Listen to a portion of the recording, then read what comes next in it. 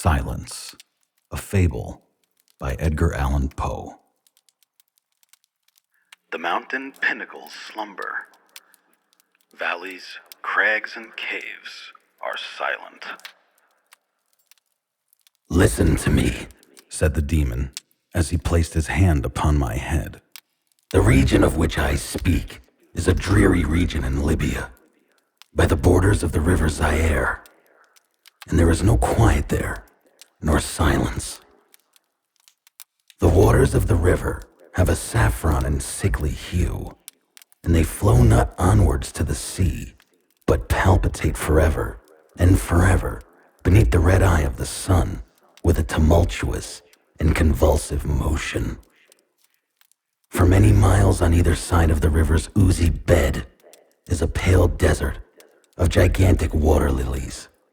They sigh one unto the other in that solitude, and stretch towards the heaven their long and ghastly necks, and nod to and fro their everlasting heads. And there is an indistinct murmur which cometh out from among them, like the rushing of subterrene water. And they sigh, one unto the other. But there is a boundary to their realm, the boundary of the dark, horrible, lofty forest. There, like the waves about the Hebrides, the low underwood is agitated continually, but there is no wind throughout the heaven, and the tall primeval trees rock eternally hither and thither with a crashing and mighty sound. And from their high summits, one by one, drop everlasting dews. And at the roots, strange poisonous flowers lie, writhing in perturbed slumber. And overhead, with a rustling and loud noise, the gray clouds rush westwardly forever, until they roll a cataract over the fiery wall of the horizon. But there is no wind throughout the heaven, and by the shores of the river Zaire, there is neither quiet nor silence. It was night, and the rain fell, and falling, it was rain, but having fallen, it was blood. And I stood in the morass among the tall lilies, and the rain fell upon my head, and the lilies sighed, one unto the other in the solemnity of their desolation. And all at once, the moon arose through the thin, ghastly mist, and was crimson in color. And mine eyes fell upon a huge gray rock, which stood by the shore of the river, and was lighted by the light of the moon. And the rock was gray, and ghastly, and tall, and the rock was gray. Upon its front were characters engraven in the stone, and I walked through the morass of water lilies until I came close unto the shore, that I might read the characters upon the stone. But I could not decipher them. And I was going back into the morass when the moon shone with a fuller red, and I turned and looked again upon the rock and upon the characters, and the characters were desolation. And I looked upwards, and there stood a man upon the summit of the rock, and I hid myself among the water lilies, that I might discover the actions of the man. And the man was tall and stately in form, and was wrapped up from his shoulders to his feet in the toga of old Rome, and the outlines of his figure were indistinct, but his features were the features of a deity, for the mantle of the night, and of the mist, and of the moon, and of the dew, and left uncovered the features of his face. And his brow was lofty with thought, and his eye wild with care, and in the few furrows upon his cheek I read the fables of sorrow and weariness and disgust with mankind, and a longing after solitude.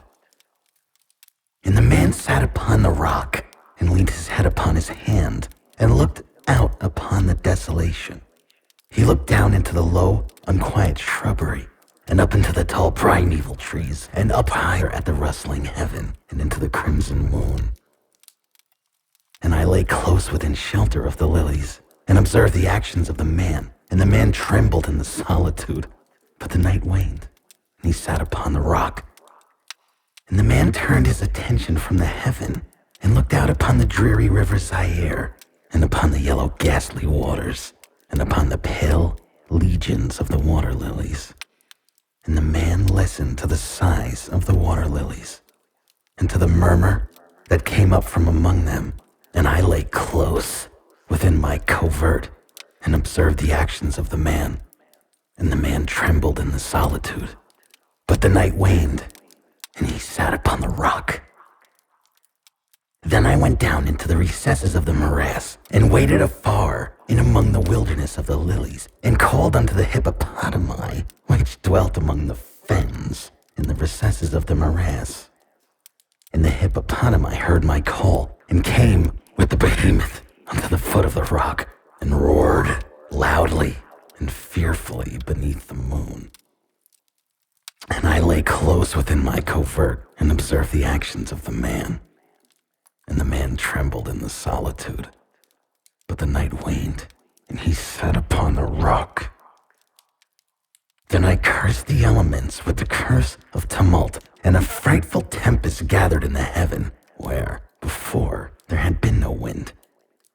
And the heaven became livid with the violence of the tempest, and the rain beat upon the head of the man, and the floods of the river came down, and the river was tormented into foam, and the water lilies shrieked within their beds, and the forest crumbled before the wind, and the thunder rolled, and the lightning fell, and the rock rocked to its foundation. Then I lay close within my covert, and observed the actions of the man. And the man trembled in the solitude. But the night waned, and he sat upon the rock. Then I grew angry and cursed with the curse of silence. The river and the lilies and the wind and the forest and the heaven and the thunder and the sighs of the water lilies. And they became accursed and were still. And the moon ceased to totter up its pathway to heaven, and the thunder died away, and the lightning did not flash, and the clouds hung motionless, and the waters sunk to their level and remained, and the trees ceased to rock, and the water lilies sighed no more, and the murmur was heard no longer from among them, nor any shadow of sound throughout the vast, illimitable desert. And I looked upon the characters of the rock, and they were changed, and the characters were silence.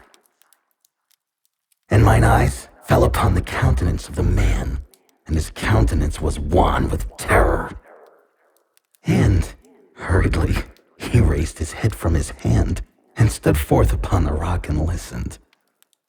But there was no voice throughout the vast illimitable desert, and the characters upon the rock were silence.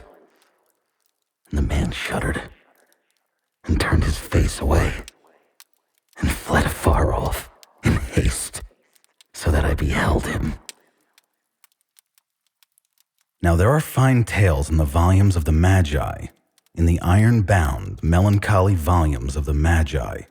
Therein, I say, are glorious histories of the heaven, and of the earth, and of the mighty sea, and of the genii that overruled the sea, and the earth, and the lofty heaven.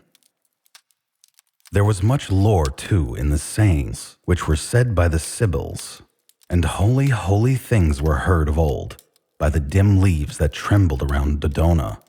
But, as Allah liveth, that fable which the demon told me as he sat by my side in the shadow of the tomb, I hold to be the most wonderful of all. And as the demon made an end of his story, he fell back within the cavity of the tomb and laughed. And I could not laugh with the demon, and he cursed me because I could not laugh. And the lynx, which dwelleth forever in the tomb, came out therefrom, and lay down at the feet of the demon, and looked at him steadily in the face.